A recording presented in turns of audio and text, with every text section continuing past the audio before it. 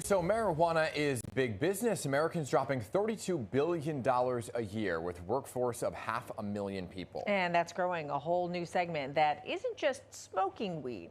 This new crop is drinkable and increasingly everywhere. Yeah, Kirsten Cole exploring the business of THC-infused beverages.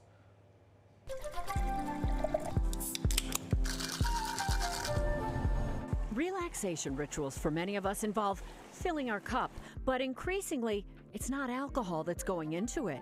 The red has been compared to a Beaujolais. It pours and looks like wine, adult seltzer, or a high-end spirit. And these non-alcoholic drinks are creating a whole new buzz.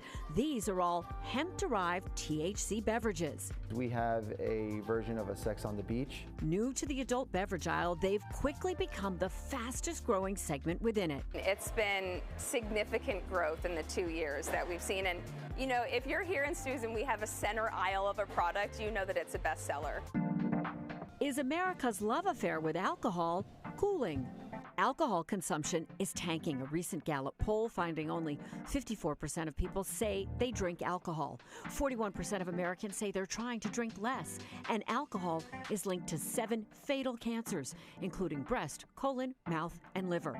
So what are we pouring instead? THC drinks. Brooke Leonard of Stu Leonard's Grocery and Wine Store says they now sell equal amounts of beer and weed drinks. Indeed, beer sales are the lowest they've been in decades. In 2018, hemp-derived THC was made legal for sale under the federal Farm Bill. The intoxicant compound THC, whether from the hemp plant or marijuana, is the same. Most states putting limits on how much can be in a serving, usually 3 to 5 to 10 milligrams in a typical seltzer can. Some are low in calorie, low in sugar, or no sugar. So there is a lot of variety. And now, wine's getting in on this weed party too. Dove Friedman and wife Susie Kenna bringing the first wine alternative THC beverage to market. We were looking for something that also wasn't for that heavy drinking lifestyle, really for that more moderate. The couple tapping into a hole in the THC beverage market that was all cans, and finding moving THC out of the dispensary to a mainstream grocery or liquor store broke a barrier. You know, not everyone feels comfortable walking into a dispensary or knows how to even approach that. The number one consumer moving over into hemp beverages were white wine drinkers. 2.5 milligrams per glass, 10 milligrams total in a bottle. And Mariona is now on the menu at Cafe Luna in Jersey City, one of 2 THC offerings at their bar. The other, a mocktail made from a THC-infused liquor. Nobody else in Jersey City has them. We did start with the lower dose because we know this is something new to a lot of people and we don't want to overdo it on your first try. Right.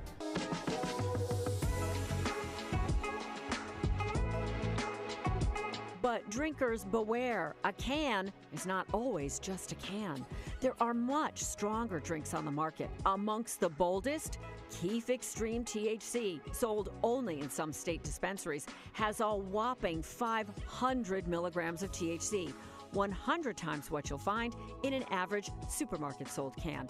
And that has Dr. Deepak D'Souza sounding the alarm. As a psychiatry professor at Yale, he studies the link between cannabis, psychosis, and schizophrenia. Psychosis that can emerge after consuming THC in any amount. That can last for maybe a couple of hours. But can also be far, far worse. The psychotic symptoms last for up to days or weeks. And this particular syndrome is sometimes referred to as cannabis-induced psychosis. And one study done in Finland of 18,000 people who suffered from cannabis-induced psychosis, finding half later diagnosed with schizophrenia.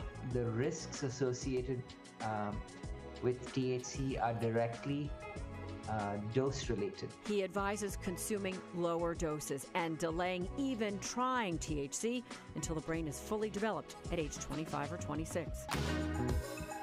In the meantime, as the non-alcoholic beverage space has seen double-digit growth with people looking for an alternative, these entrepreneurs will ride this new high of consumer demand. Here, the new experiences. Kirsten Cole, Pix 11 News.